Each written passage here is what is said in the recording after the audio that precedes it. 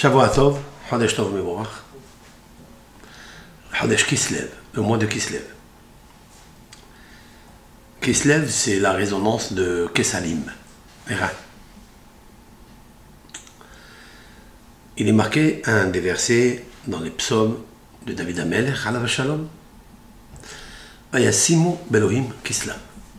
Le peuple d'Israël a posé en Hachem, c'est-à-dire l'Éternel, dans sa magnificence, dans la tribu de Elohim, le pouvoir des pouvoirs, la puissance nécessaire, urgente, vitale du monde.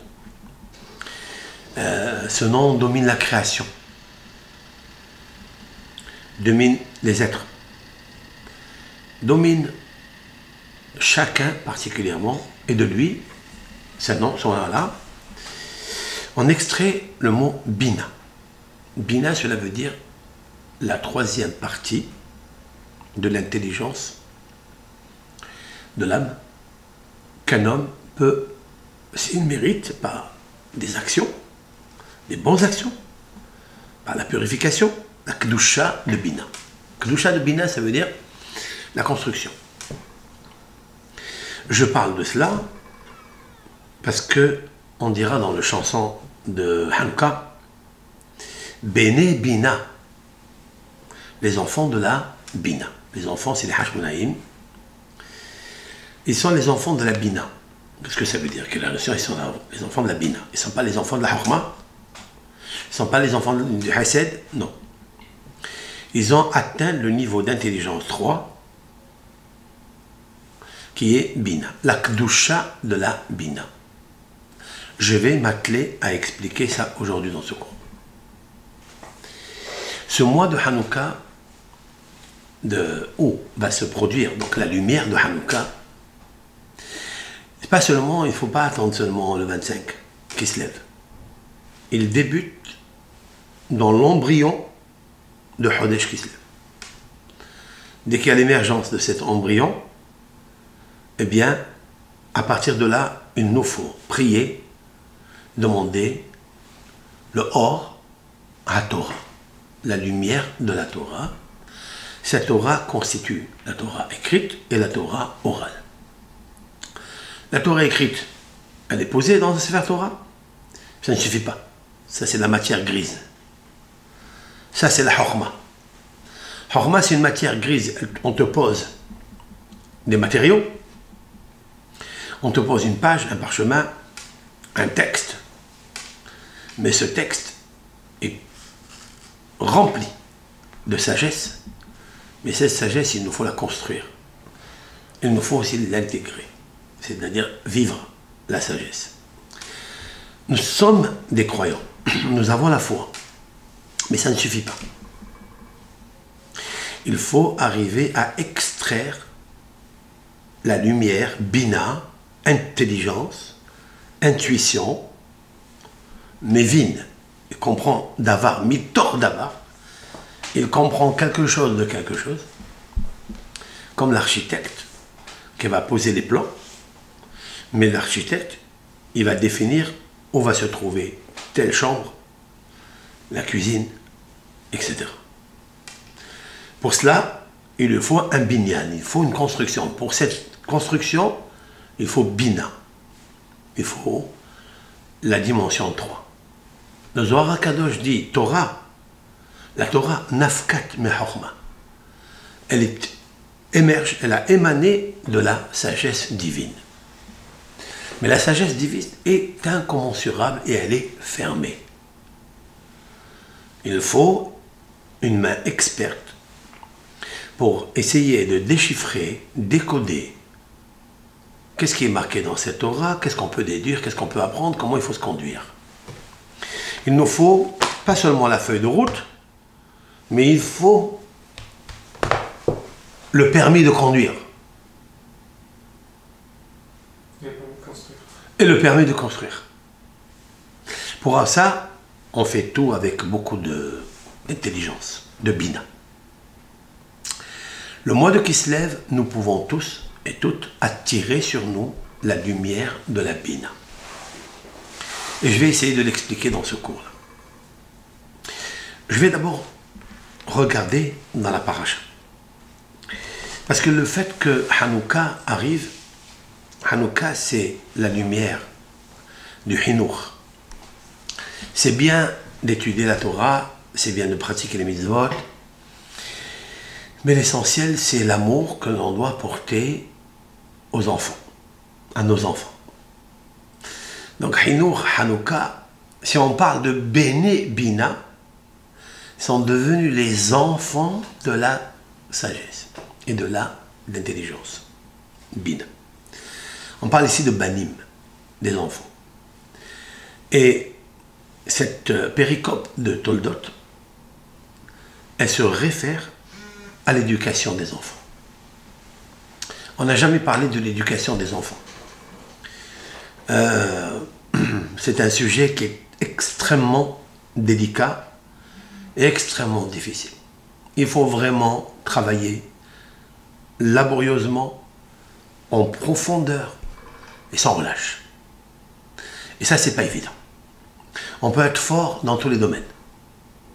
On peut être fort dans l'étude, enseigner. On peut être médecin, on peut être architecte, on peut être tous les corps de métier. Mais lorsqu'il s'agit de transmettre ce que tu es, pas la sagesse, mais la bina, comment construire les autres, c'est très difficile. Et c'est pourquoi nous sommes obligés de regarder le luminaire de la Torah de la paracha de cette semaine, Toldot. Donc Toldot 2, nous avons déjà diffusé un premier cours, vendredi. Ce soir, avec l'aide de Hachem, il y aura le shiur sur Facebook, sur YouTube, du cours de Radio JM. Mais là, on va s'atteler à quelques versets que la Torah nous dit dans le chapitre 25, verset 25. Vayetse harishon admoni. Et le premier est sorti, il était roux. Kullo entièrement, k'adberet se'ar, comme une veste de poil. Vayikre'u shemo Asav. Et ils l'ont appelé Asav. Je m'arrête là. Nous allons regarder Rashi. Admoni, qu'est-ce qu'il dit Rashi dans Admoni? Siman hu sheyeh shofer damim. C'est un signe qu'il va être verseur de sang. Et Rashi en français, il dit rouge. Vous avez vu? Rouge. Rouge. Rashi, il y a 900 ans, 1000 ans, il nous parle du français d'aujourd'hui. Rouge. Rouge, c'est rouge. Roux. Belaz. Ça veut dire quoi? Ça veut dire on sait déjà, d'ores et déjà, à sa naissance, que le fait qu'il est sorti rouge, ça va être un verseur de sang. On lui attribue, avant qu'il ait un Yetzerara, et c'est là, ça c'est incompréhensible. La Torah nous attribue, et les sages expliquent, que cet homme-là, Esav, sera un homme criminel, verseur de sang. C'est vrai? Mais est-ce que j'ai ici mentionné verseur de sang, cela veut dire quoi? Criminel? C'est marqué ici Horeg Nefashot? C'est pas marqué. C'est marqué Shofer Damim. Il versera du sang. Mais verser de sang, il peut être chirurgien. Il peut être Moël. Il peut être Shohet.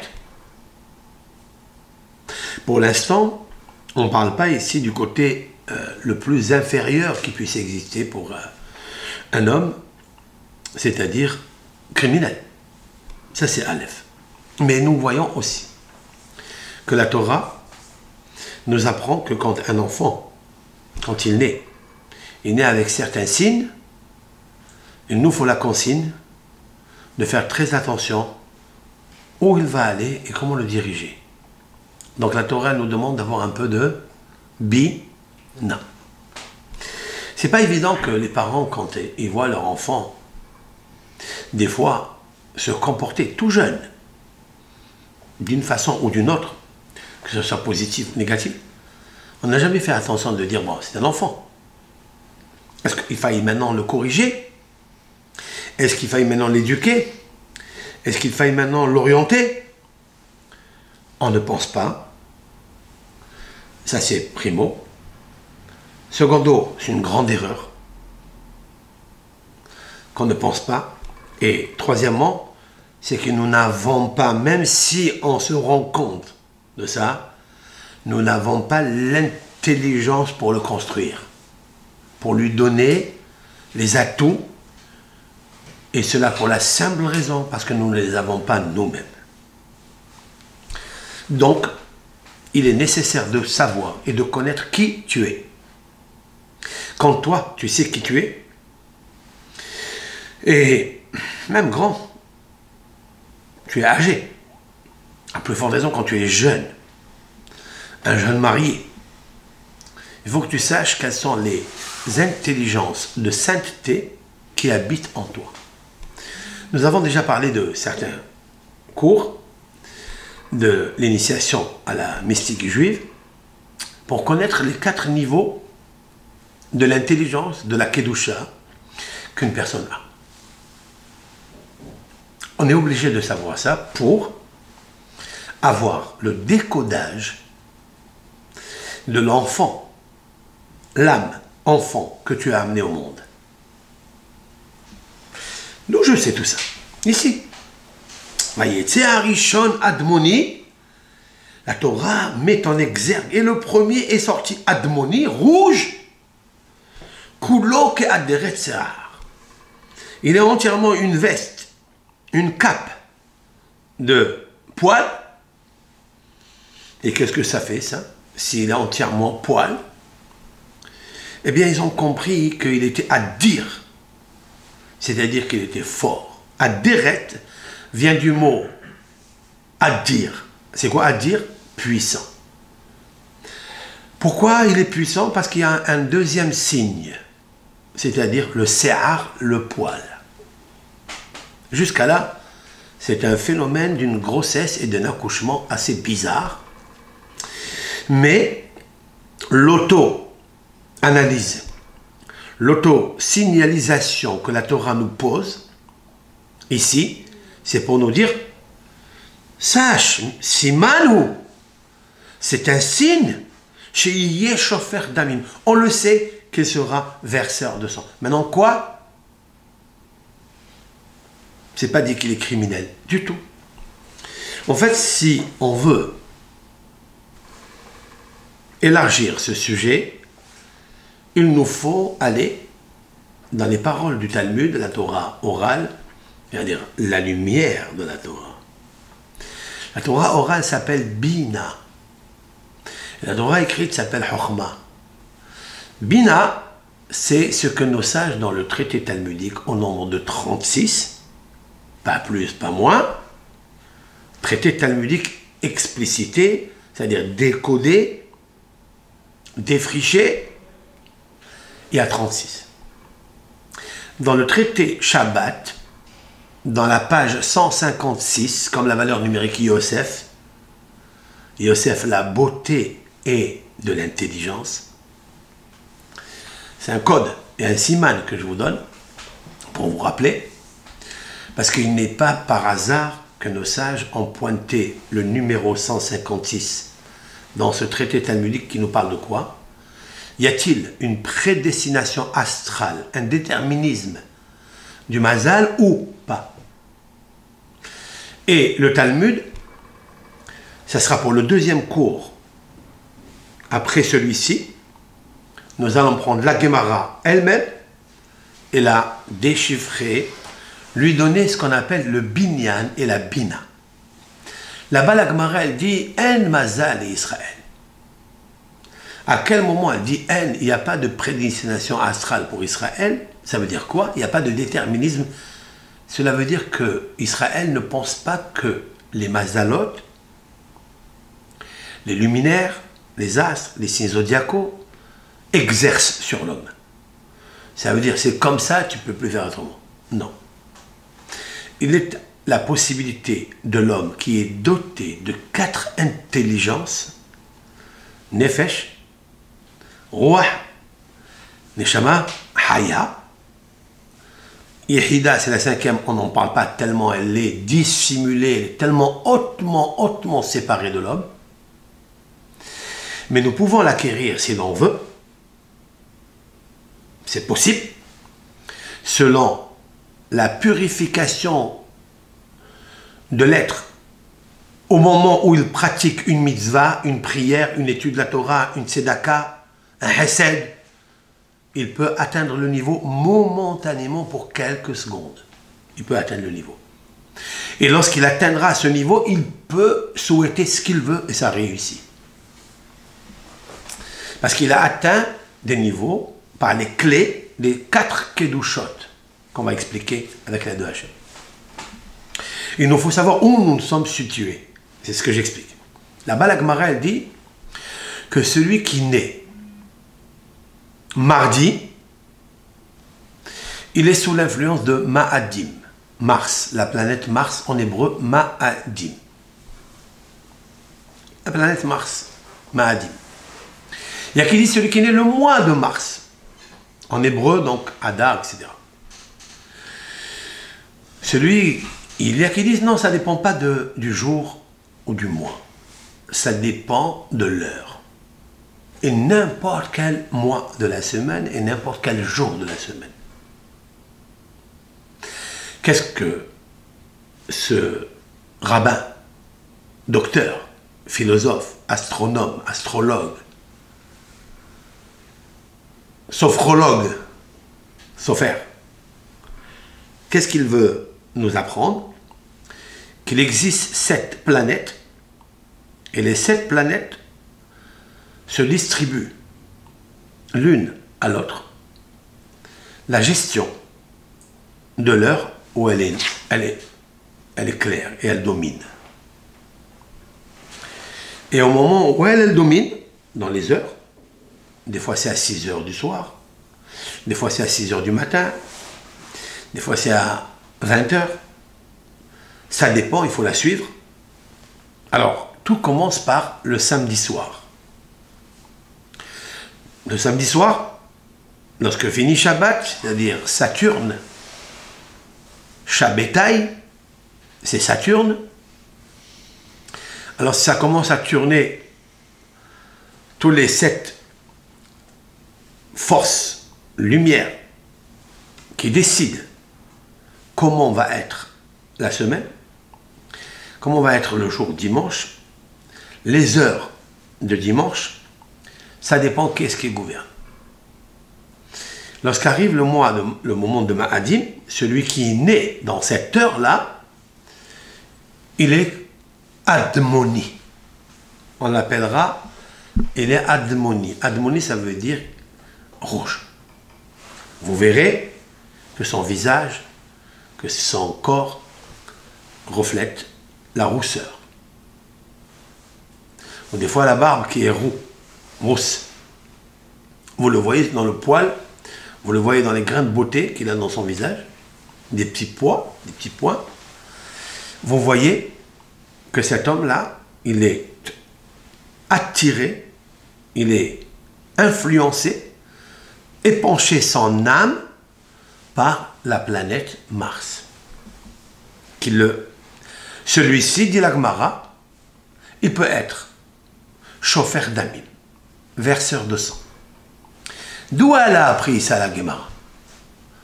A priori, la première fois dans la Bible, après avoir passé Bereshit, Lech Lechash, etc., jusqu'à Toladot, quand on veut parler des naissances, il y a eu des naissances avant. Mais là, la Torah l'a explicité que dans le ventre, la matrice de Rivka, il y avait 2 enfants qui se bousculèrent. La Torah n'a pas pu dire Vayetze Arishon Admoni, et nos sages de dire Siman. C'est un signe de rousseur, de rougeur, c'est-à-dire de verseur de sang, rouge. Le sang, c'est quoi? C'est la vie. Ça veut dire que cet homme-là, il possède en lui la vie. Mais cette vie-là, qu'il possède en lui, elle est très puissante. Il faut la maîtriser, il faut la catalyser. C'est-à-dire qu'il a du sang bouillant en lui. Donc s'il a du sang bouillant en lui, il va falloir lui donner une méthodologie, une feuille de route à suivre. Pour cela, il faut être très très intelligent. Alors, c'est sûr et certain que à l'intérieur du ventre, déjà, il a commencé un petit peu à se bousculer. Je l'ai dit vendredi. C'est qu'au nom de Rabbi Yohanan, c'est que Esav, à l'intérieur, cherchait à tuer Yaakov. D'où le sait Rabbi Yohanan que Esav cherchait à tuer Yaakov. Rabbi Yohanan, ça n'est pas n'importe qui, c'est l'auteur du Talmud de Jérusalem. Pour avoir accession au Talmud de Jérusalem, il faut d'abord étudier le Talmud babylonien. Et il est tellement complexe, c'est tellement beau, tellement magnifique. Yaft Elohim, le Yafet. La Torah orale du Talmud de Jérusalem, elle est puissante parce que c'est un Talmud qui est étudié en Eretz Israël. Et la lumière d'Eretz Israël, elle est la plus haute lumière qui est extraite de la Bina du Shechet Yemei Bereshit. La Talmud de Babylonie, c'est pour nous. C'est-à-dire, c'est une lumière qui est tellement grande, forte, puissante. Son éclairage est tendre. Nous, les êtres humains, nous pouvons recevoir cette lumière. Mais celle du Talmud de Jérusalem, elle est très très difficile. C'est pourquoi Rabbi Zera, un des maîtres du Talmud, Rabbi Zera, il a fait 100 jeûnes, c'est-à-dire tous les jours, il a jeûné avant de rentrer en Eretz Israël. Mais pourquoi? Il dit pour oublier le Talmud de Babylonie, pour oublier. Alors le Gaon Ben Ish Hai demande à ce qu'un maître qui s'est peiné toute sa vie pour avoir la connaissance du Talmud et des connaissances de la sagesse de la Torah, il fait un jeûne pour oublier la Torah. C'est possible? La réponse est non. Pas oublier la Torah elle-même, mais oublier la méthodologie, comment on apprend la Torah. Et qu'est-ce que ça veut dire? Ça veut dire que le Talmud babylonien, il y a des écorces dedans. Il y a des parasites dedans. Je m'explique. Il explique le Ben Ish Hai. Lorsque vous prenez le Talmud, le cheminement intellectuel, vous trouverez une référence. Cette référence, nous cherchons d'où on l'a tirée. La Bible, le Midrash, etc. Et puis il y a une question. Sur cette question, un répond. Et avant de lui laisser le temps de répondre, il lui pose encore une deuxième question. C'est pas organisé. Vous savez pourquoi? Laisse-le. Normalement, on pose d'abord une question, laisse répondre. Tu ne peux pas poser 3 questions et après je te réponds 3 réponses. Donne-moi une question, je te réponds. Dans le Talmud babylonien, c'est pas comme ça. Il pose une question avant que l'autre lui réponde, il pose une deuxième question et il l'embrouille. Si ce n'est pas un docteur de la Mishnah, c'est pas possible. Et pourquoi? D'où ça vient ça? Ça vient de Babel. C'est un Talmud qu'on a étudié à Babel. Et Babel, elle est maudite, Babel. Elle ne se construira jamais. Pour cause de la division. Parce que Babel, la tour de Babel, a voulu diviser. Quand ils ont dit « je veux diviser », pour nous faire un nom et un renom, montons jusqu'au ciel. Battons-nous avec le Créateur. Autrement dit que quelqu'un qui veut le nom, le renom, eh bien il se dispute. Et il fait la discorde entre l'un et l'autre. Qui étaient ces gens de Babel? C'est qui? C'était tous des réincarnations des semences, âmes, que Adam Arishon a jetées en vain pendant 130 années. C'est ce qu'explique le Harizal à Kadosh dans son livre Sha'ar Psukim, qui est répété dans Sha'ar Gilgulim, qu'on verra avec l'aide de Hachem pas à pas. C'est des semences, puisqu'il était séparé de sa femme, eh bien il a jeté des semences. De ces semences-là sont nées des forces négatives. Il est né à Hitler, il est né à Haman, il est né à ceci, cela. Toutes les âmes qui ont possédé ces âmes semences de Adam Arishon, eh bien tous ceux-là sont devenus des tueurs à gages. C'est-à-dire ils sont nés sous la planète de Shofar Damim. Parce qu'on ne peut pas s'imaginer que la perte de la semence, c'est vraiment celui qui tue. Pas un, deux, trois. C'est des milliers de lumières. Et ces lumières ne partent pas en vain.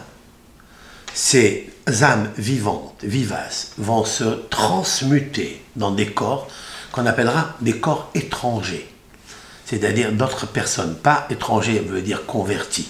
Ça aussi c'est vrai. Mais des corps étrangers qui porteront le nom de tels, avec lesquels un jour, l'un et l'autre se rencontreront comme si le déjà vécu ensemble. Et des fois, c'est peut-être un mariage qui se construit grâce à ces âmes transmutées, qui aujourd'hui se rencontrent, se solidifient, se marient et procréent à leur tour pour réparer et embellir les semences jadis perdues.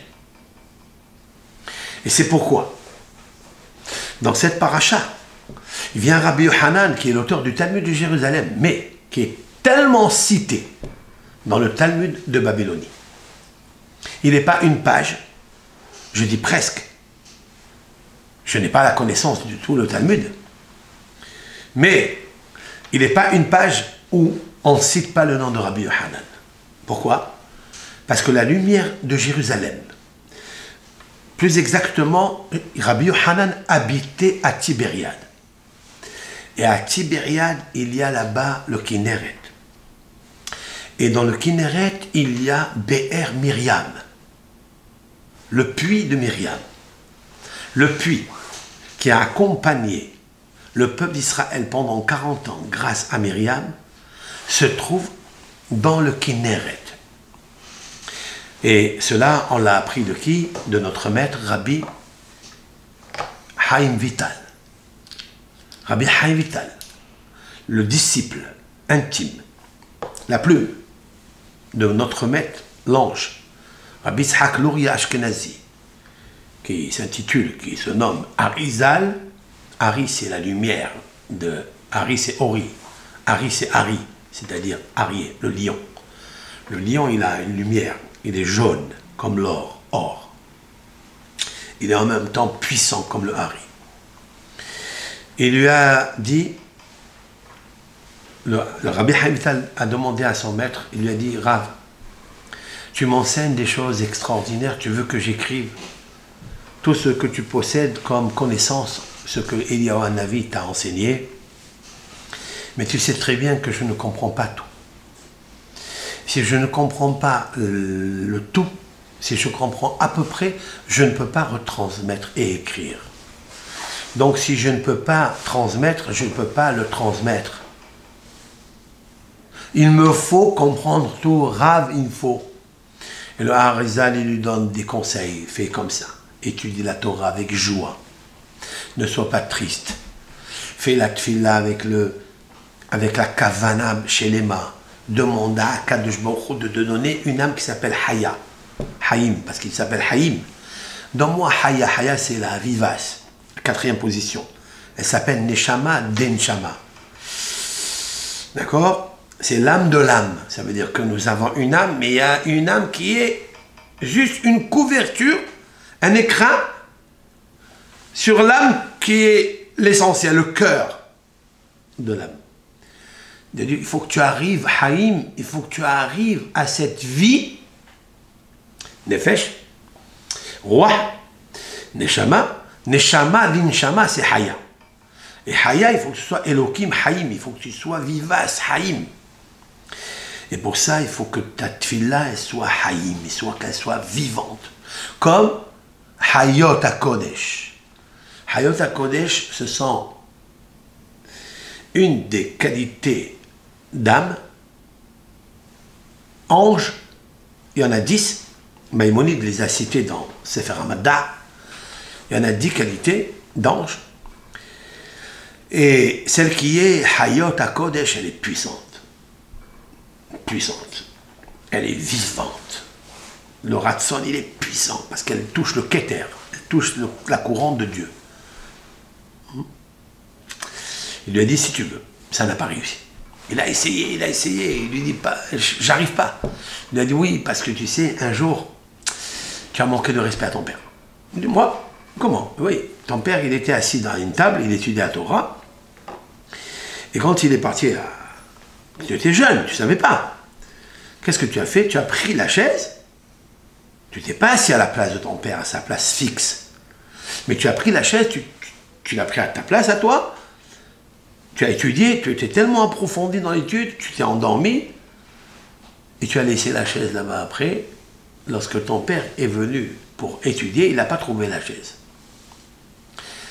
Et il a compris que c'était toi. Il avait une petite exigence à ton égard, mais il ne te l'a pas dit. C'était infime. C'était très, très, très, très fin. Mais il ne te l'a pas dit. À cause de ça, tu as le Aleph et le Bet à l'envers. Sur ton front, normalement, le Aleph, il vient avant le Bet. C'est Av. Av, c'est père.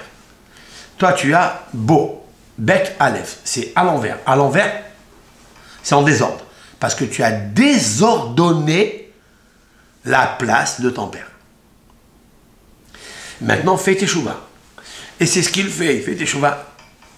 Quand Arizal, il a vu, dit, le Rabbi Haim Vital, quand il a vu que finalement, j'étais assoiffé de la connaissance de la mystique juive et que je ne pouvais pas accéder, étant donné que mon écrin, c'est-à-dire mon corps, désirait encore le monde, les honneurs. Alors, mais mon âme était tellement assoiffée pour arriver à Haya, comme Haïm, eh bien, il m'a amené à Tibériade.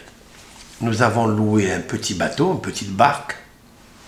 C'est moi qui ai, comment on appelle ça? Pagayé. Hein? Pagayé. Pagayé? Bon, peu importe, pagayé. Ou ramé. J'ai ramé, c'est mieux. J'ai ramé. Et on est arrivé à un endroit. Il m'a pris un seau, un verre, il a rempli de l'eau. Il m'a dit, tiens, bois cette eau-là. Quand j'ai bu cette eau, mon cerveau, les neurones, avec des milliards de connexions, se sont ouverts. J'ai commencé à comprendre les choses magnifiquement bien. Je voyais la lumière et je la touchais des yeux. Chaque fois que je prenais un livre du Zohar, c'était clair. Voilà ce que raconte Rabbi Haim Vital. Ça veut dire que le puits de Myriam, c'est Be'er Maim Haim. Encore une fois, on a besoin des matriarches, on a besoin de Myriam pour le Be'er. Pour avoir la... Be'er, c'est quoi Be'er? C'est le puits, c'est vrai? Mais Be'er, c'est pas un puits, c'est bord, un puits. Le Be'er, c'est la source. Pour connaître la source et boire de la source de la Torah, qui s'appelle Bina, c'est-à-dire pour expliquer aux autres, on a besoin du Be'er. Et Be'er, en fait, en d'autres mots, c'est Biour. Biour, c'est explication, clarification. Dans le mot Biour, il y a le mot Be'or. Or, il y a dedans la lumière. Pour obtenir le Or, qui est le Or à Bina, Or à Torah, il faut le Be'er de Myriam. Pourquoi? Parce que Myriam, elle a attendu son frère, Moshe, lorsqu'il était dans le berceau, sur l'eau tumultueuse. Elle a attendu, c'est grâce à elle que Moshe Rabbeinu est resté vivant. Puisqu'elle lui a dit à Batia, je vais aller t'amener une sage femme qui va l'allaiter, etc. Grâce à ça, tu as attendu devant l'eau. L'eau s'appelle l'eau du Nil. Le Nil s'appelle Haï-Or. Haï-Or. Haï, ce Or, la lumière, c'est Moshe. Comme elle a sauvé Moshe, elle a mérité de nourrir. et d'étancher la soif du peuple d'Israël dans un désert aride, sans eau, grâce à Myriam. Ok? Et donc, on peut comprendre que la lumière de la Torah se trouve dans le BR de la Torah. Maintenant, tout ça, c'est beau, c'est magnifique. Maintenant, il faut revenir. Vayetze Arishon Admoni, on va lire ensemble, Rabotai. D'où on sait qu'il était verseur de sang? Hein? Alors, quelles sont les premières lettres de Admoni? Aleph, Dalet, Mem. Aleph, Dalet, Mem. Vous pouvez lire avec nous si vous avez un Humash, dans le chapitre 25, c'est le livre de Bereshit, la Genèse, chapitre 25, verset 25. Vayetze Arishon Admoni. Et le premier est sorti rouge. D'accord? Eh bien, qu'est-ce qui est marqué là? Adam Moni. Adam. Et voilà, si tu colles le mot Adam avec Harishon, ben c'est Adam Harishon. Ça veut dire que la Torah nous dit que chez les enfants, maintenant, qui naissent, combien d'années il y a depuis Adam Harishon et depuis la faute originelle et depuis le péché? Combien d'années? Il y a ici presque 2000 jusqu'à Abraham. Après, vous avez 100 ans, ça fait 2100. Après, il y a 137 ans, 37 de Sarah, 127 de Sarah. Et donc, il y a ici presque, allez, on va dire 150 années. Oui, parce qu'elle s'est mariée à 40 ans, il est resté 20 ans stérile, oui, il n'a pas eu d'enfant, on va dire 150 ans, de 2150 années. La Torah nous parle, elle nous revient ici à un enfant qui naît, il naît rouge, et la Torah elle dit des mots. Il aurait pu dire, voyez, à Ehad Admoni. Mais un est sorti, un. C'est quoi Harishon? Harishon, c'est Adam Harishon. Ça veut dire que les forces négatives de Adam Harishon qui symbolisent le versement de sang, parce qu'il avait fait donc la perte séminale où se trouve la vie, cette vie-là, il l'a versée, ça s'appelle Shofer Damim, parce qu'il a versé du sang, eh bien, il est coloqué à Deret Se'ar, il est complètement à Deret Se'ar, ça veut dire qu'il est touffu de poils. Et qu'est-ce que ça a à voir avec le Se'ar? Ça veut dire que le cheveu, entièrement, était, quelle couleur? Rouge. Habituellement, le cheveu est noir. Mais là, il était complètement rouge. Ils ont dit, c'est pas normal. Oui? Hier, on nous dit que ça s'appelait Esav, s'il était Assoui. On va voir tout de suite. C'est un autre compte commun aussi. Absolument. J'arrive, très bien Yann, c'est bien pour les auditeurs de savoir ça. D'abord, Se'ar, qu'est-ce que le deuxième nominateur ici signe? À part la rougeur, la rousseur, il y a ici Se'ar qui est le poil. Ça veut dire que si c'était dans un autre endroit, on n'aurait pas fait attention. Mais comme c'est le Se'ar, et dans le Se'ar, il y a 3 résonances.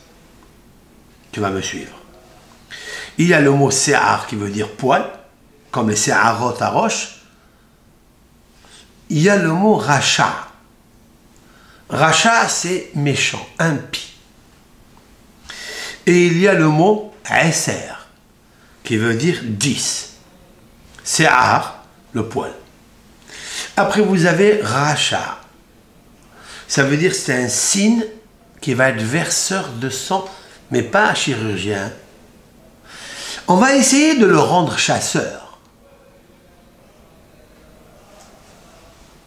Parce qu'Yitzhak, il a compris qui était le premier qui est sorti.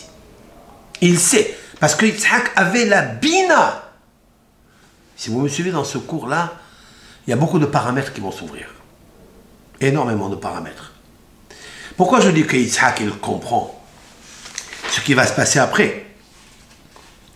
Je reviens à ce verset 27, mais je vais prendre le verset 27. Vaïgdelu hane'arim. Et les garçons ont grandi. Vaïhi Esav. Et que Esav, Haya, il était Ish, un homme, Yodeya Tsaïd, un homme, c'était un homme. Yodeya Tsaïd connaissait la chasse, Ish Sadeh, un homme de champ. Ve Yaakov Ishtam Yoshev Ohalim. Et Yaakov, un homme parfait, qui est siégé les tentes de Shem Ba'ever, la yeshiva de Shem Ba'ever, d'Abraham, d'Isaac. Dans le verset 28, Vayehav Yitzhak et Esav. Et Yitzhak, Vayehav, il a aimé tout le temps. Quand? Maintenant? Maintenant ou tout le temps? Depuis qu'il est né?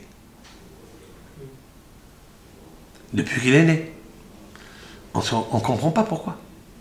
Il dit parce que Yitzhak, il aimait Esav depuis qu'il est né, Kitsaïd Befi, parce qu'il lui a apporté, selon le sens simple, qu'il lui a apporté le gibier dans sa bouche. Rivka Ohevet et Yaakov, et Rivka aimait Yaakov, mais ne nous explique pas pourquoi elle aimait Yaakov. Pourquoi? Et ce qui m'étonne le plus, et c'est le commentateur, comment est-ce possible, alors que la Torah, quand elle termine, dans le verset 27, elle nous parle de l'intégrité de Yaakov qui est siégé les tentes de l'étude de la Torah, c'est la perfection. Ça veut dire que ici, Yoshev Ohalim, c'est quoi Ohalim? Les tentes. Alors on dit que les tentes, c'est les tentes de Shem Ba'ever. Mais je pourrais expliquer avec l'aide de Hachem que les Ohalim, les tentes, c'est la Torah écrite et la Torah orale. C'est que Yaakov se perfectionnait dans la sagesse, qui est la Torah écrite, c'est-à-dire la matière grise, mais il ne suffisait pas la matière grise. Il allait en profondeur pour aller chercher la bina, aller chercher le cœur et l'âme de la Torah. Il ne suffit pas d'étudier la Torah, il ne suffit pas de l'enseigner, il faut savoir l'étudier et mieux l'enseigner, et mieux la transmettre. Yaakov étant donné celui qui va transmettre la Torah à Moshe Rabbeinu, parce que Moshe Rabbeinu et Yaakov sont de père, la même Neshama, l'un la Torah écrite et l'autre la Torah orale. Torah Tziva Lanu Moshe, la Torah que nous a ordonné Moshe, Moracha, elle est déjà un héritage qu'il a Yaakov, de l'assemblée de Yaakov. Yaakov a enseigné la Torah que Moshe nous a ordonnée. Mais où il a étudié la Torah? Ben Yaakov s'est installé pendant 84 années. Vous écoutez? 84 années depuis son jeune âge, c'est-à-dire Vaïgdelu hane'arim. Et là, la Torah nous dit quand les enfants grandirent. Ça veut dire jusqu'à présent, on ne sait pas qui est le tzaddik, qui est le racha. Personne ne sait. Et que Esav, il est né roux, et que l'autre, il était un homme lisse, ça, personne ne peut deviner. Il n'y a pas de présage pour l'un ni pour l'autre. Quand est-ce qu'on voit que les garçons commencent à prendre leur chemin? Quand ils grandissent, et ils actionnent. Vaïgdelu hane'arim. Ah, voyez, Esav. C'est quoi Esav? Esav, c'est Maasé. Suivez-moi. Esav, c'est une action. Yaakov, c'est quoi Yaakov? Yaakov, c'est saisir. Il a saisi le talent de Esav. Ohez. Il prend. Mais il n'agit pas, juste il prend. Mais tandis que Esav, il marche. L'autre, il est Yoshev. Un, il est Yoshev Ohalim, il est assis, sans action. La plus grande action que Dieu il veut du Ham Israël, c'est de ne pas faire de l'action, ni l'artiste. C'est de rester dans les sièges de Shem Ba'ever, l'étude de la Torah. Il y en a deux, la Torah écrite et la Torah orale. Ça, c'est le but de tout l'Am Israël et tout le monde doit connaître la Torah. Comme dit Rabbi Chaim Vital, dans Sha'ar HaKdamot, le portique des préfaces. Avant de rentrer pour comprendre le Etz Haïm, l'arbre de la vie, qu'a écrit son maître, il a fait des préfaces. Là, la première, il dit que chaque juif, homme, il devra connaître le Pardès, c'est-à-dire le verger de la Torah. Le sens littéral, allusif, allégorique, ésotérique. Il doit le connaître. Pourquoi? Parce que Akadosh Baruch Hu, il lui a donné, lorsqu'il est arrivé la première fois au monde, il lui a donné ces 4 niveaux. Il aurait pu, en tous les cas, atteindre les 4 niveaux. L'âme végétative, l'âme évolutive, l'âme émotionnelle et l'âme vivace. C'est ça le Pardès. Pshat, ça c'est l'âme végétative. Sens littéral, sens simple. Compris? Ruach, c'est le remez. Midrash, c'est la neshama. Et la chokma, c'est-à-dire la chokma, c'est en fait Haya. C'est le sod. Parce que dans le sod, quand tu rentres, tu pénètres le secret de ce verger après avoir consommé le sens simple, le sens allusif, le sens allégorique, midrashique. Tu peux boire du vin. Quand tu te saoules par le vin de la Torah, tu rentres dans un monde qui n'est pas un monde terrestre. C'est un monde magnifique. Et là, tu vis. Mais il faut toujours rester accroché aux 3 niveaux premiers. Pas t'envoler, sortir du corps. Il faut rester toujours avec le corps. C'est ce que j'ai expliqué. Sous Kof Mamash, il faut avoir d'abord un support. Où poser ton texte. Ne prétexte pas. Sois près du texte. Toujours. Et c'est ça que la Torah vient nous dire ici. On ne sait pas ce qui se passe dans le ventre de Rivka. Parce que Rivka, c'est marqué Vaïtrot, c'est soit Banim Bekirba. Et les enfants se bousculaient Bekirba, à l'intérieur de l'eau. On peut demander pourquoi Bebitna, pourquoi pas Bebitna, comme c'est marqué après dans ses entrailles, dans son Rehem, dans sa matrice. Pourquoi Bekirba? Parce que Kirba, c'est l'anagramme du mot Rivka. Rivka, Kirba, ça veut dire qu'en fait, c'est la maman à l'intérieur d'elle que se pose le problème. Qu'est-ce que ça veut dire qu'il se pose le problème? En quoi elle est fautive de tout ça? Non, elle n'est pas fautive. C'est-à-dire que les transmutations des âmes qui arrivent chez elle, elle est d'une grande responsabilité et d'un grand rôle. Qu'elle peut embellir les neshamot qu'elle a dans son ventre. Comment elle doit faire? Pas s'énerver, rester calme, louer l'Éternel, remercier l'Éternel par l'esprit, par la bouche, par des bonnes actions. Nous, on le sait ça. On le sait dans le Maxime de nos pères. Dans le Maxime de nos pères, c'est marqué Rabbi Yoshua ben Hanania. Rabbi Yoshua ben Hanania, c'était un élève, un disciple de Rabban Yohanan ben Zakkai, qui a vécu au 2e temple. Oui. Il avait un élève, il s'appelle Rabbi Yoshua ben Hanania, un des maîtres de Rabbi Akiba. La Gemara, le Maxime de nos pères, nous disent Ashrei Yoladeto. Heureux la maman qui l'a mis au monde. Et les autres, non. Tous les autres élèves de Rabbi Yohanan ben Zakkai, la maman, elle n'est pas heureuse. Aussi, elle doit être heureuse. Tout le monde doit être heureux. Si une maman, elle met un enfant au monde, pourquoi on dit celle-là, heureux sa mère qui l'a mis au monde? C'est l'éloge qu'on lui a fait en tous les cas à lui. La réponse, elle est comme ça. C'est que Rabbi Yoshua ben Hanania était d'une intelligence astronomique, astrologique, au point où les élèves, ses élèves à lui, savaient compter les gouttes de l'océan. Les gouttes, combien de gouttes d'eau il y a dans l'océan, il savait le compter. par des permutations, des tsiroufim, du nom HaKodesh de la Torah. Alors, qui était cet homme-là? Qu'est-ce qu'il était, lui? Il était forgeron. Il était pauvre.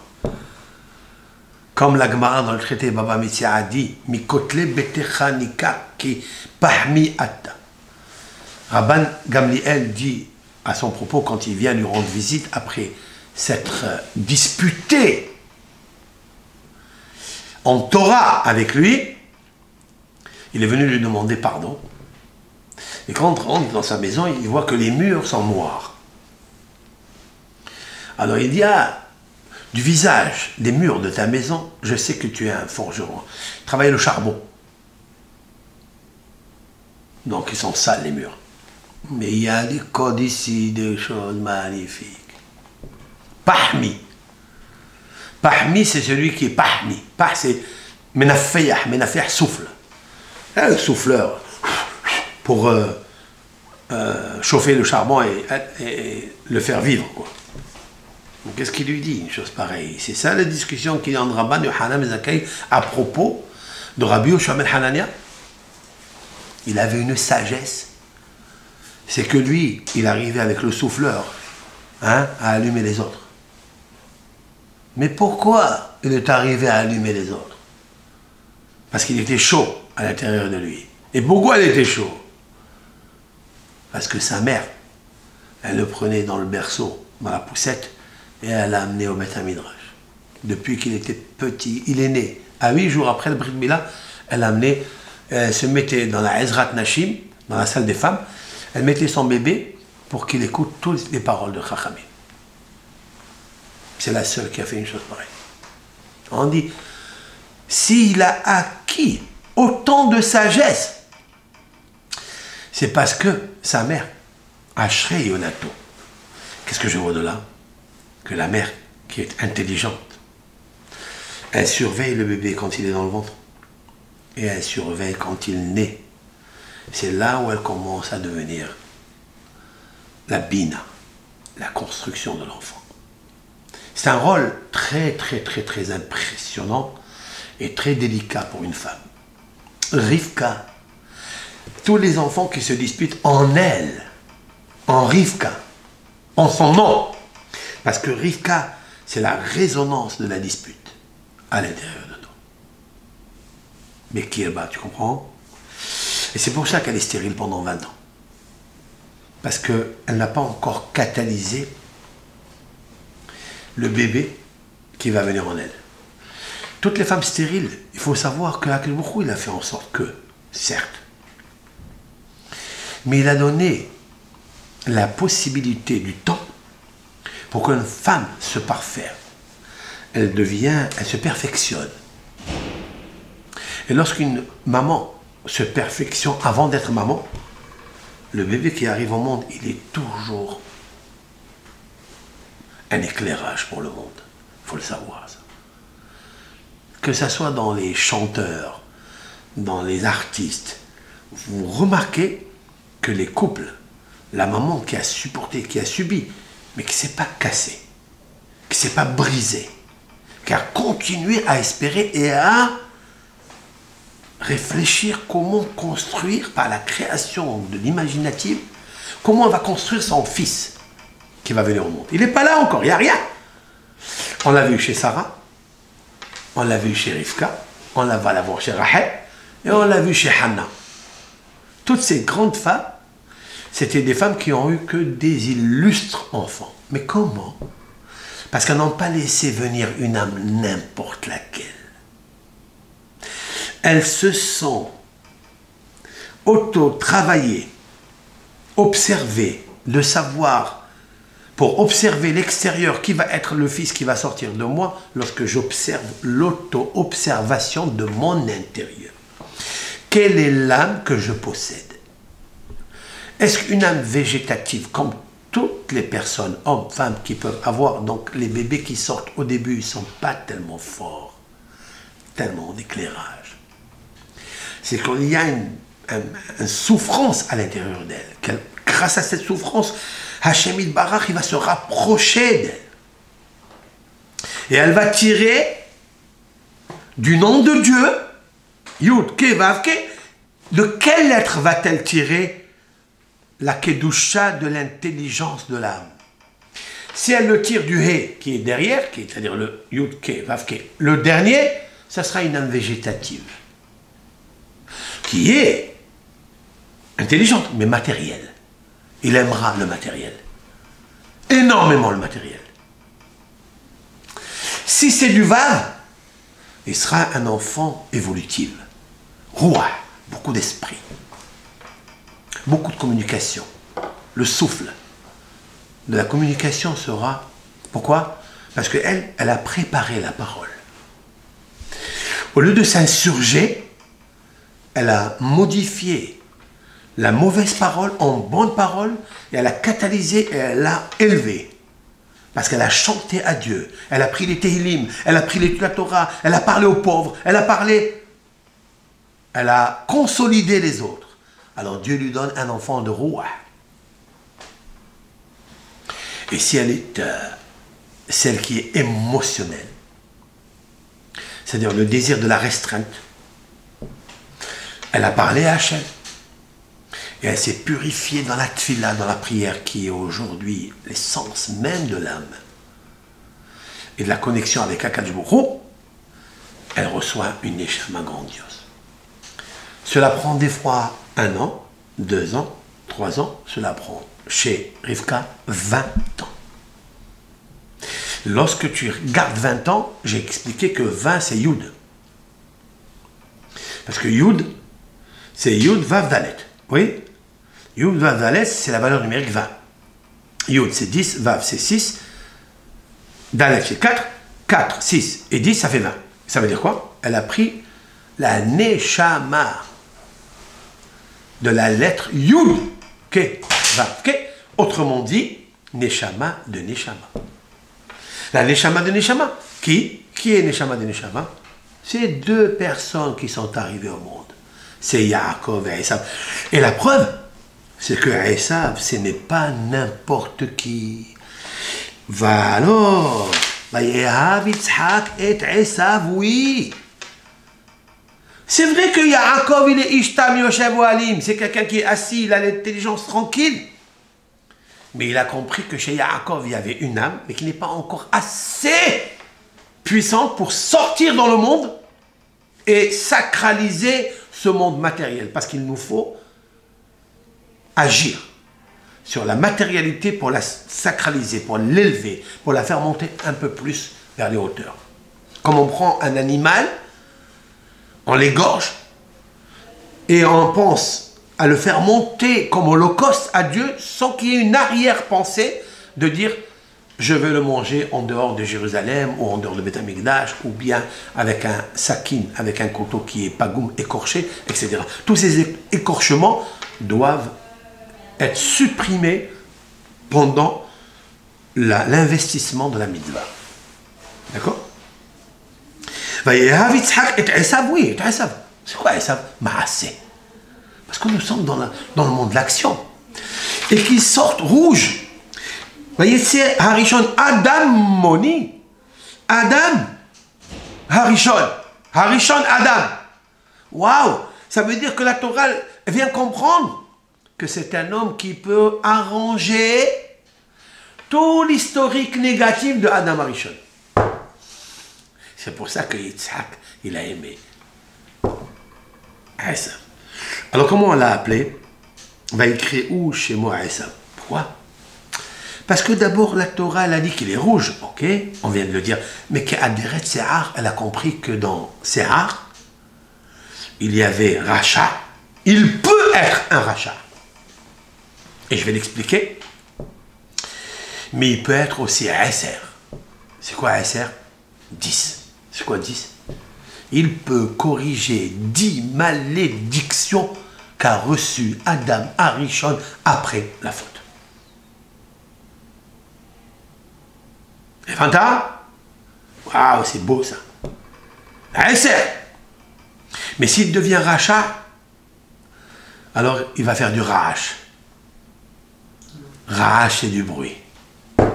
Il fera du bruit dans le monde. Mais un bruit de malédiction. Et c'est ce qui va se produire. Alors on va écrire chez moi Esav. Pourquoi? Parce que Esav, en fait, Asouï, dit le Midrash, il est fait, il est complet, il est parfait. Dans quoi il est parfait? D'intelligence, on ne sait pas encore. Mais il est parfait dans son corps. Ça indique bien qui il est. Que c'était l'homme du monde de Maassé. Maassé. D'accord? L'homme qui est parfait dans le monde des actions.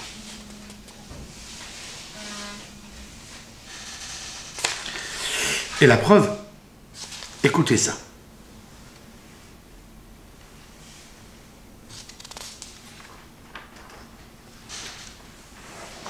Vayomer Esav el Yaakov. Esav il dit à Yaakov, Hal itenina min ha'adom ha'adom azé. Alors il lui dit, gave-moi de ce rouge, de ce rouge. C'est quoi ce rouge, hein? Alors il dit, Rashi, min ha'adom ha'adom, de ce rouge, de ce rouge. Et là, c'est-à-dire qu'il a répété 2 fois dans sa bouche, donne-moi de ce rouge, de ce rouge. Rachid nous explique, Adashi, Adumot, c'était des lentilles rouges. Mais Oto Hayom, met Avraham. Ce jour-là est mort Avraham. Pourquoi il est mort Avraham? Nos sages disent voilà pourquoi. Chez Loïr et Esav, Ben Beno, Yotse le Tarbutra. Pour ne pas qu'il voit que Esav, le fils de Yitzhak, donc son petit-fils, il va sortir à une mauvaise éducation. Ve'enzo seva tova, shiftiho akadosh baruch hu. Et alors, ça peut lui faire quoi? Eh bien, akadosh baruch hu, il a dit, tu vas mourir avec une vieillesse bonne. C'est quoi une vieillesse bonne? C'est-à-dire rassasiée. Savea. Comme la Torah le stipule après, Vayamot Avraham Zaken Vesavea, Beseva Tova, Zaken Vesavea. Et Avraham est mort vieillard, Vesavea, il était rassasié. Il était rassasié de quoi?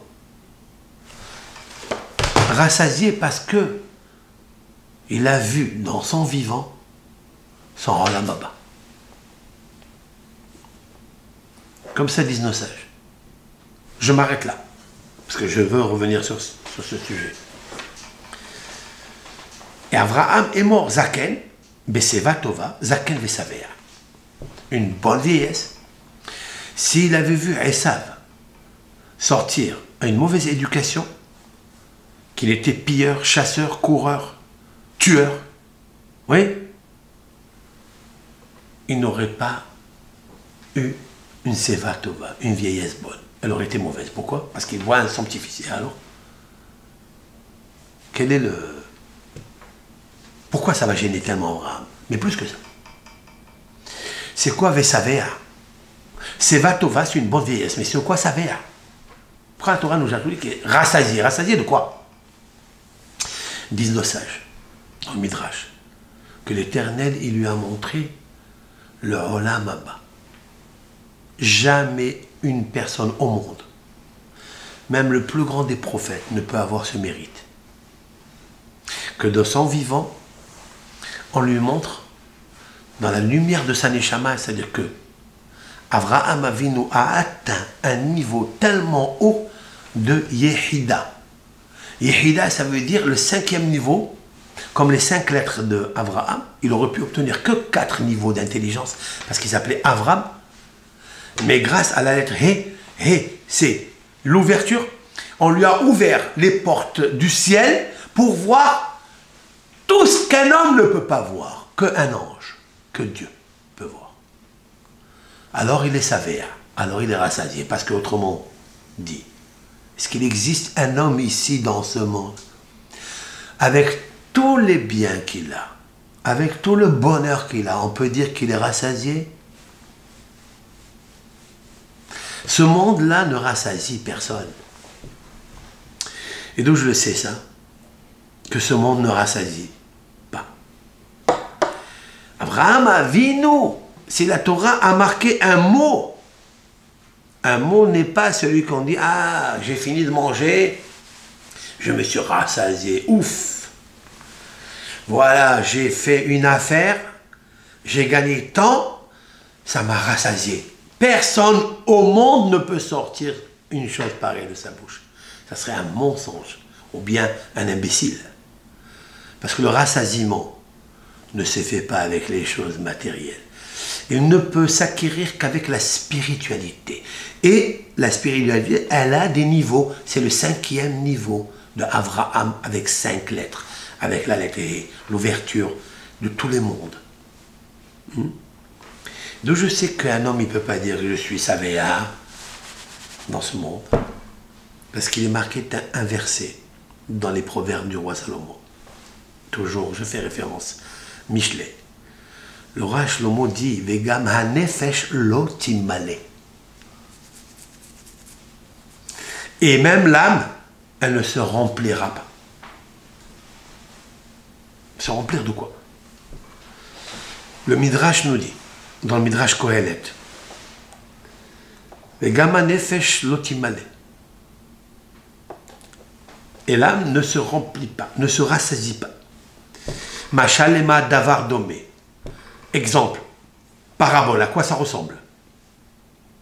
Les Héroni, c'est-à-dire un villageois, ou bien quelqu'un qui habite la ville, Shera'a bat Melech, qui a vu la fille du roi, belle, riche, unique, Verotseli Saota. Il a eu envie de se marier avec elle. Il est allé la voir. Il lui a dit, écoute, moi je ne suis pas né au palais. Je ne suis pas d'une dynastie royale. Mais j'habite la ville. Je n'ai pas de moyens, mais je suis prêt à tout faire pour te combler, pour te rassasier. Marie-toi avec moi. Est-ce qu'elle voudra? Elle n'a pas besoin de lui. Elle ne voudra pas, tu sais pourquoi? Parce qu'elle est la fille du roi. Quand on est la fille du roi, il ne manque rien, on est rassasié. Tu ne vas pas venir, toi, qui es villageois, et tu vas me combler à moi. C'est pas possible. Il dit, nos sages disent, ça c'est la parabole, quel est le satellite? Le satellite, c'est que le corps humain, c'est le villageois. On lui donne ici du bonheur, on lui donne aussi des plaisirs, des désirs dans ce monde. Mais avec tous ces désirs-là, il ne peut pas combler la fille du roi qui habite en lui. C'est l'âme de Dieu, du roi, Akadosh Baruch Hu. Il ne peut pas la combler. Parce qu'elle est d'une émanation tellement spirituelle, tellement vie, sans parasite. Alors, tu ne peux pas la rassasier. Le gamma nefesh, l'otimale. L'âme, qui est le nefesh, tu ne peux pas la combler. Alors, comment ça se fait que la Torah a écrit sur Abraham et Savéa? Voilà, on vient de dire que Shlomo HaMelech dit que ce n'est pas possible qu'on remplit et qu'on comble de bonheur spirituel une âme. La réponse est, le Savéa qui est marqué ici, ça n'est pas dans ce monde, parce qu'il n'y en a pas. C'est le Savéa, on lui a ouvert les portes du ciel et il a vu des choses que seulement une âme peut voir. Et là, il était rassasié. Mais en fait, cette possibilité, on peut l'avoir nous aussi dans ce monde. Comment? Savéa Yalin, Bali Pakedra. Il est inversé comme ça, qui est écrit dans les proverbes du roi Salomon. Savéa Yalin, ça veut dire Savéa, rassasié, Yalin, il dort. Il dort rassasié. Bal Ipakedra, on ne lui montrera pas du mal. De quoi s'agit-il? Le Talmud dans le traité Berachot explique. Kol ha-savea masbia asmo bedivre Torah. Tout celui qui se rassasie par l'étude de la Torah et après il dort, Dans son sommeil, on ne lui montrera jamais des mauvais rêves. Un mauvais présage. C'est incroyable. Quelle est la résonance, interprétation de ces paroles fabuleuses du Talmud? Lorsque quelqu'un y dort avec les soucis de la journée, quels sont les soucis de la journée que nous avons? Comment je vais gagner ma parnassa? Comment je vais faire la fin du mois? Comment je vais gagner? Chacun à son niveau, chacun à sa course. Et qu'est-ce qu'il a besoin? Quand il dort, vous remarquerez toujours transbaïd, je ne sais dans quoi. Dans des cauchemars, Et il se réveille fatigué. Parce qu'on a traversé des mondes, des labyrinthes, où son âme, elle a vu. Parce que l'âme, elle monte, on lui fait visiter des mondes obscurs et des mondes éclairés. Mais des fois, il tombe dans les mondes obscurs. Elle voit des choses, quand elle descend, elle est fatiguée. Elle n'arrive pas. Plus fatiguée qu'elle a dormi. Pourquoi? Parce que lorsque l'âme, elle regarde des choses mauvaises, elle se fatigue.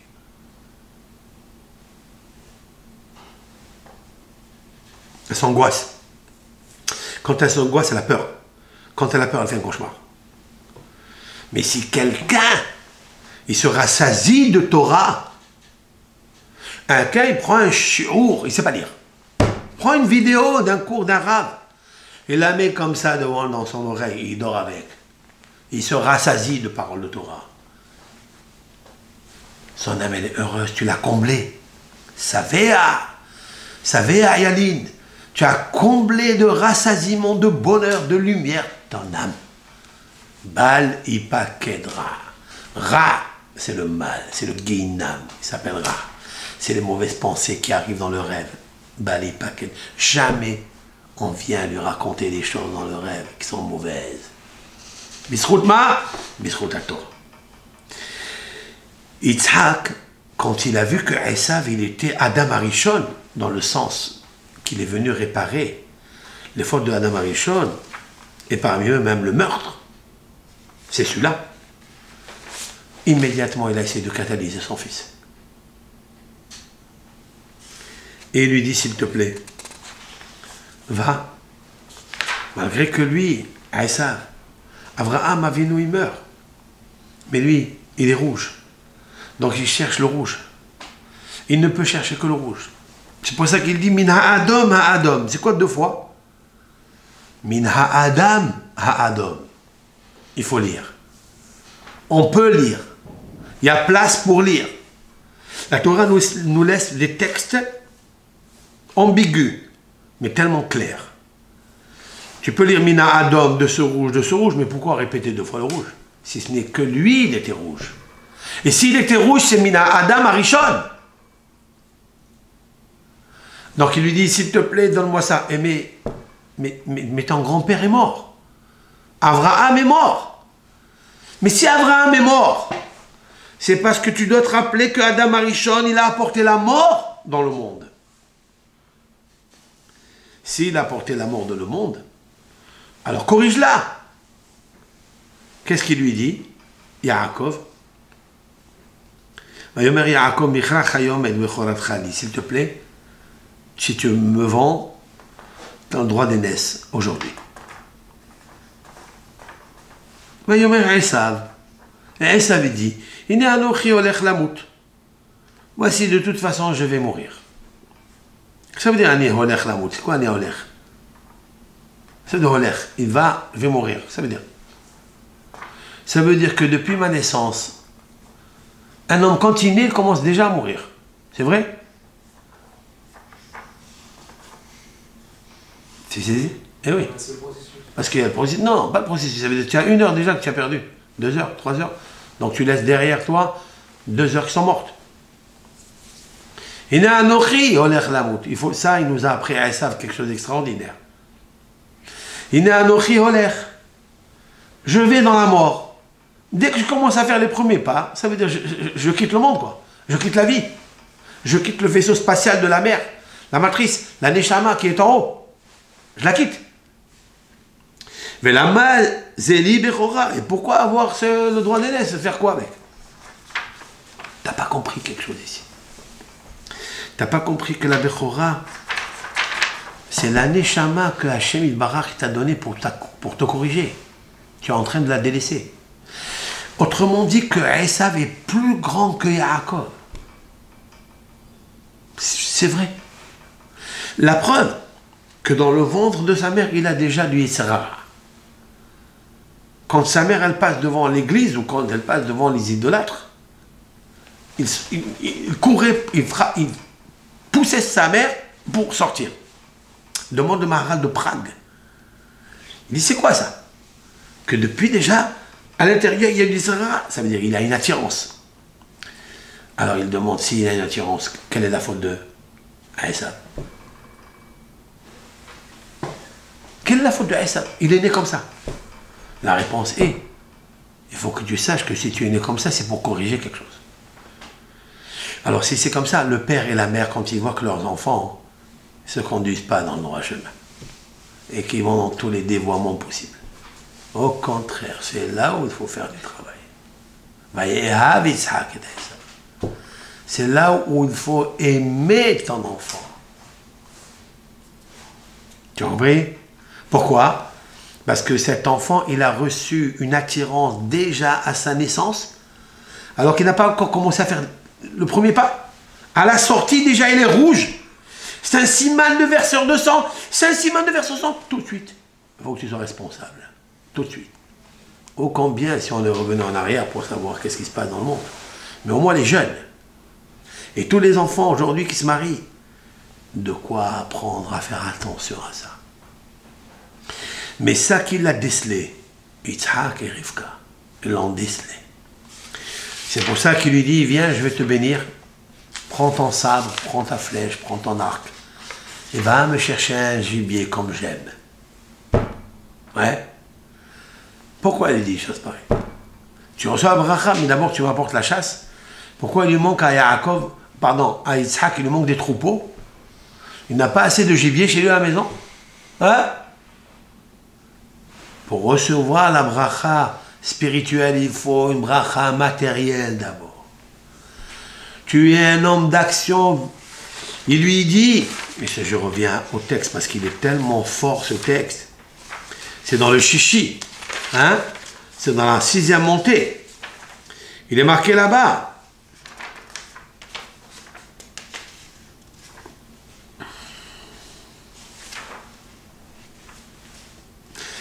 Il lui dit maintenant, ve'ata sana kelecha talicha ve'kashtecha, ton arc, ton flèche, ve'tse, so, Hassadé. Où? Hassadé, où c'est? Dans le mont Moria. Ve'soudali, Saïd. C'est quoi ve'soudali? Et prends pour moi, Saïd, d'accord? Ça veut dire, quand tu vas chasser mon fils, fais le lit pour moi. Ne le fais pas pour ton plaisir. Waouh! Tu peux dire à un enfant, va à la chasse, va pêcher du poisson. D'accord? Si c'est qu'une pêche pour prendre du plaisir, c'est pas bon ça. Mais si tu dis, va mon fils, va et amène-moi du poisson, que je mange du poisson, tu le fais pour moi, tu vas lui donner une mission plus importante. Un rôle à un niveau élevé. Va assez li, pardon, vetsoudali, et chasse pour moi. Quand tu veux faire une mitzvah, tu peux faire une mitzvah. Ne le fais pas au système robotique. Fais-le pour moi. Lis, c'est Hachem. Fais pour moi. Il te manque juste la marshava. Ça veut dire quoi? Ça veut dire que Yitzhak, il avait la Gevura et la Bina. Donc la Bina, l'intelligence, de formater son fils à avoir une intelligence quand il fait une action. Ça, c'est le code de l'éducation. Va à l'école. Et apporte-moi un bon dossier, un bon programme. Apporte-moi une bonne leçon. Tu me dis, apporte-moi, ça veut dire qu'il doit revenir chez son père. Il va s'habituer à bien entendre. Ça nous a manqué tout ça dans l'éducation. Parce qu'on n'a pas fait référence à la Torah. Des fois, on le prend, le livre à un professeur. Va à l'école. On a fait tellement de fautes dans ce domaine qu'il fallait aller vérifier. Et quand l'enfant il arrive, tu peux me dire qu'est-ce que tu m'as amené, quel gibier tu m'as amené, quelle bonne leçon, quel moussard, quel midrash, quel rachi. Parlez avec lui. Et après, il lui dit, Va'aseli mat'amim. Il ne dit pas, Va'asé mat'amim. Et fais-moi des bons plats. Ka'asher ahavti. Comme j'aime. Ve'havi ali. Ve'ochela. Combien de lits il y a ici? Aseli, Tsudali, Havi ali. 3 fois le mot lit dans une action, c'est la même. Il peut lui dire, va, apporte-moi, comme ça, va, chasse du gibier, apporte-le, et fais-le moi, fais pour moi, 3 fois le mot lit. Ça veut dire, quand tu vas à la chasse, maintenant, quand tu vas aller, pense à moi. Quand tu vas l'attraper, pense à moi. Quand tu vas faire le plat, pense à moi. Et quand tu vas me l'amener pour manger, pense à moi. Même quand tu me l'amènes. Tu fais travailler Mahshava, Dibour et Ma'asé. Ça c'est Va'asé, ça c'est Esav. Parce que Esav c'est le monde du Ma'asé. Va'aseli mat'amim. Fais pour moi. Ha. Heureusement qu'il arrive qu'à. Vous savez qu'est-ce que ça veut dire s'il avait reçu la bénédiction du Olam Haba? Le spirituel, si Esav avait reçu ça, où serait Yaakov? Ishtam, pas tam intègre, tam naïf, il serait. Il n'aurait pas sorti les 12 Shevatim, il serait sorti de Esav. Mais hélas, Yaakov était très intelligent. Parce qu'il lui a dit, lorsqu'il lui a vendu le droit d'aînesse, il lui a dit, mais la mazeli bechora. La mazeli bechora. Mais la ma bechora. Zé, valeur numérique 12. Li, pour moi. Les 12 enfants, ils vont être pour moi. Ils ne vont pas être pour moi. Ça sera pour le Bechor, c'est Yaakov Avinu.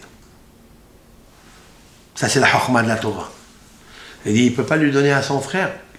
Parce qu'il ne sait même pas pourquoi on donne des hadashim. Pourquoi on donne des lentilles pendant la mort de quelqu'un. Pourquoi on mange des lentilles? Rachid dit parce qu'ils sont ronds. Ok. Et ils n'ont pas de bouche. Parce que l'endeuillé n'a pas de bouche. Il ne peut pas parler. Il ne peut pas étudier la Torah. Quelqu'un qui ne peut pas étudier la Torah, il n'a pas de bouche. Tiens. Comme ça, il dit Rachid. Autrement, le Yamouche, c'est faire la Torah. Zemi picha. Comme dit le psaume. Pas le psaume. C'est pas dans le psaume. C'est dans Yoshua Aleph. C'est Yoshua qui a dit que la Torah ne doit pas bouger de ta bouche. Ça veut dire que si elle bouge, tu n'as plus de bouche. La Torah, elle ne doit pas bouger de la bouche. Alors, Akadosh Baruch Hu, il a donné à Yaakov l'intelligence. Parce qu'il a étudié la Torah. Cette Torah, elle donne du or. Cette Torah, elle donne de la bina.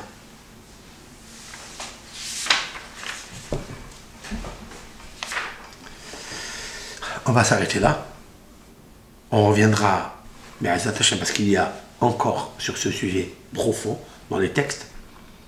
En tous les cas, Esav aurait pu être un homme extraordinaire. Alors, pourquoi il n'a pas été? Ben, c'est très simple. Dit le Gaon de Vilna. Certes, il est né avec des tendances difficiles. Il est né avec des signes négatifs. Rouge, verseur de sang. Et il a versé du sang. Il a tué un fiancé. Il a pris la fiancée. Il l'a violée. Il lui a enlevé la virginité. C'est du sang. C'est un voile de sang qui est dans le corps humain. Il a cassé toutes les barrières. Comment est-ce possible? Alors la réponse, elle est, au lieu de se servir de sa intelligence que Yitzhak lui a donné, il s'est servi de son nefesh. Le nefesh, c'est la manifestation du désir de recevoir, le plaisir. Il avait un grand désir. Si ce désir, il l'avait canalisé dans le désir d'arriver à Haïm, à Hayout, à la vie, ça, il ne l'a pas voulu. Parce qu'il a dit, voilà, je vais mourir. Il a parlé de la mort. Mourir, c'est tuer la vie. Donc, tu vis plus. Donc, c'est pas du plaisir. Donc, c'est pas du désir. Tu as tout perdu. Il va essayer de se rattraper. Mais il ne pourra pas. Ça serait trop loin, trop tard. Par contre, il va sortir de lui Antoninus. Antonin, un camarade, qui s'est converti au judaïsme. Via Rabbeinu Akadosh. Parce que Rabbeinu Akadosh, c'est la Torah orale. Et la Torah orale, en fait, c'est de Esav. La Torah orale, c'est le monde de l'action. La Torah écrite, c'est le monde de l'écriture, c'est le monde de la philosophie, c'est le monde des lois. Mais il faut les pratiquer. Il faut le monde de l'action. Alors la maman, c'est Esav. Mais Yaakov, déjà quand il est sorti du ventre, il lui a appris le talent de Esav. Parce qu'il n'a pas voulu que Esav il fasse tout. Et il prenne la Torah orale, parce qu'il aurait saccagé, il aurait cassé le monde. Il aurait créé des bombes atomiques avec. Yaakov, il lui a subtilisé pour la garder pour lui. Et le Harizal à Kadosh, il dit que pourquoi Yitzhak il a aimé Esav? Parce que qui Tsaïd Befiv, c'est quoi Tsaïd Befiv? Parce que Piv, c'est la Torah orale. Parce qu'il y avait la chasse, il y avait l'étude de la Torah dans sa bouche. Voilà pourquoi il l'a aimé. Et c'est pourquoi Yaakov lui a enlevé la Torah orale de sa bouche pour lui donner un plat de lentilles à la place. Et les lentilles s'en rendent parce que les lentilles viennent rappeler la mort.